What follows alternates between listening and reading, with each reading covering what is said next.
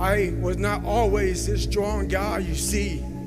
I went through a lot of hard times in my life to get here today. I tried once to get in the Air Force, to be an Air Force pararescueman, and I quit for fear of the water.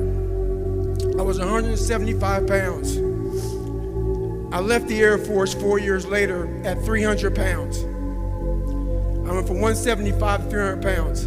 There's a long story in there on how that came to be. All I wanted to be was an uncommon man. In my whole life, I was not that. Much worse than that. I read stories about men like you, Doc, who had the courage to jump on grenades and stuff like that.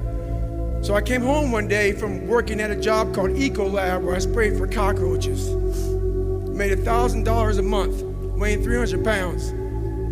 And I got home and I watched a show on Discovery Channel of guys carrying boats and logs, Navy SEAL training.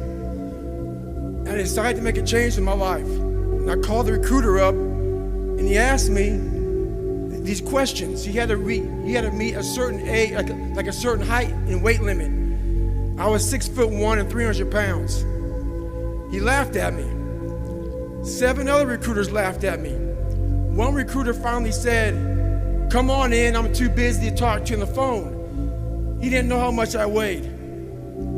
I walked in the recruiter's office and he looked at me and he said, "You're fat and you're black." I said I want to be a Navy SEAL.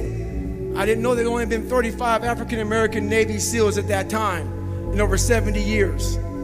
He said I basically had to lose 106 pounds in less than 3 months because of my age. I was getting too old. I came back 3 months later, 106 pounds lighter. Thank you.